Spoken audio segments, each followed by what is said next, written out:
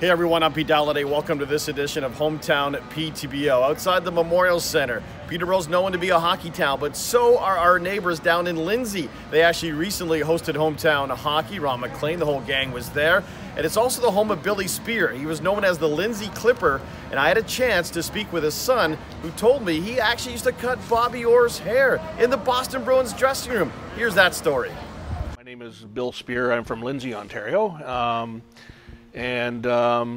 I grew up in a hockey family. My father was an NHL hockey player, started with the Pittsburgh Penguins and got luckily traded to the 1970 Boston Bruins and was fortunate enough to win a Stanley Cup with the great Bobby Orr. And things moved on from there, and my family and my father played hockey up till 1975, and he retired into Fenelon Falls. Yes, he was born and raised in Lindsay and went through all his minor hockey in Lindsay as well. And after Bantam, the Chicago Blackhawks attained his rights. And he played Junior B the next year for the Dixie Beehives, and followed that up with a 1960 Memorial Cup win, championship team with the St. Catharines Teepees. And then from there started into his pro career and in the minor leagues, and spent a bunch of years in the minors before the 1967 expansion year. Followed up with the Pittsburgh Penguins, and actually a local Peterborough product, Red Sullivan, was the coach then and picked my dad the first defenseman picked, so it was pretty special. Throughout his start in the NHL, he was a barber in Lindsay, so the teammates started calling him the Lindsay Clipper because he would bring his little attaché case into the dressing room with his scissors and his electric razor, and would actually cut the players' hair in the training room of the dressing rooms, both Pittsburgh and the Boston Bruins. My dad literally thought Bobby Orr was probably the most classiest guy he'd ever met in his life. We did get to go visit him, and the night we went and saw him, Bobby Orr told my mother and father that, "I want to babysit the boys. You guys go out and have a good evening by yourselves."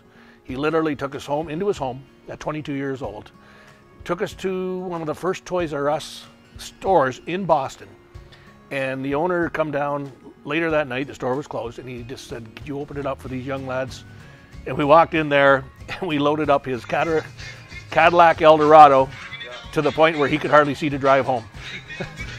Unfortunately, Dad had a love for snowmobiling, and one night he was with our neighbor and also another friend, and they drove into town actually to go to the Canadian Legion, and they got caught in a snow squall, and they all drove into some open water, and unfortunately my dad passed away of hypothermia. He couldn't get out of the water, where my other friend did, and the other gentleman also passed away that time. And so we, as a family, it was very hard to deal with at that time, but we look at it in a different scope.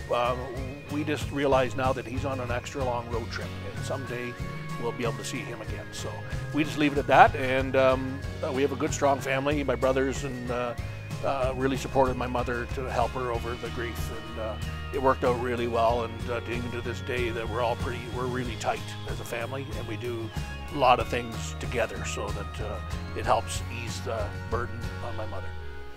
And we were very fortunate enough too in 2010 to get invited to the Boston Bruins 40th anniversary. They flew our whole family down to the event, and I'll tell you, Jeremy Jacobs and Cam Neely from the Boston Bruins treated us with the utmost class. They made us feel like $1 million and part of their family as well. And the fortunate thing over that night, I got to represent my dad on the ice. Garnet Ace Bailey, who died in a first plane in 9/11.